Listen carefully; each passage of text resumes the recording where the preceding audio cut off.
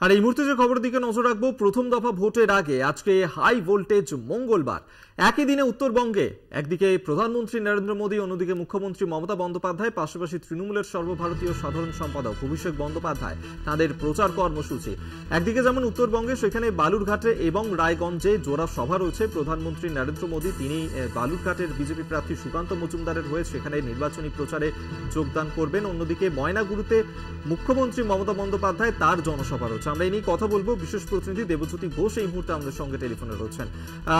দেবজ্যোতি, আর মাত্র কয়েকটা দিন বাকি, শুক্রবারই লোকসভা নির্বাচন। তার আগে আজকে ময়নাগুড়িতে শেষবারের জন্য নির্বাচনী প্রচার করতে যাচ্ছেন মমতা বন্দ্যোপাধ্যায়, কি জানা যাচ্ছে?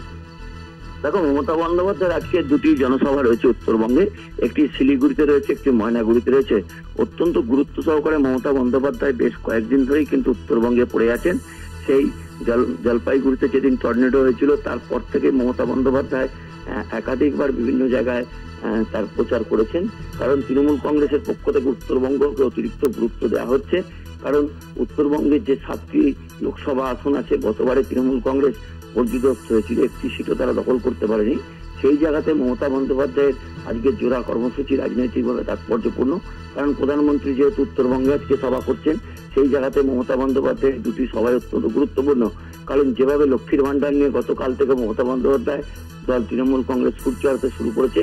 কারণ বিজেপির পক্ষ থেকে ইতিমধ্যেই একাধিক নেতৃত্ব লক্ষ্মীর ভান্ডার বন্ধের হুমকি দিচ্ছেন। সেই জায়গা থেকে মমতা বন্দ্যোপাধ্যায়ের সভা অত্যন্ত গুরুত্বপূর্ণ। অন্যদিকে অভিষেক বন্দ্যোপাধ্যায়ের কিন্তু দুটি কর্মসূচি রয়েছে, একটি জনসভায় হয়, একটি রোড শো রয়েছে। অত্যন্ত গুরুত্ব সহকারে তৃণমূল কংগ্রেস উত্তরবঙ্গে গুরুত্ব দিচ্ছেন। সেই মতোই কিন্তু মমতা বন্দ্যোপাধ্যায়ের আজকের উত্তরবঙ্গের দুটি কর্মসূচি অত্যন্ত গুরুত্বপূর্ণ। কারণ জলপাইগুড়ি এবং দার্জিলিং, জলপাইগুড়ি লোকসভাকে তৃণমূল কংগ্রেস অতিরিক্ত গুরুত্ব দিচ্ছেন। সেই জায়গাতে সবচেয়ে বেশি কিন্তু এই জলপাইগুড়ি আসনে মমতা বন্দ্যোপাধ্যায় প্রচার করেছেন। সেই জায়গা থেকে আজকে তার কর্মসূচি অত্যন্ত রাজনৈতিকভাবে তাৎপর্যপূর্ণ।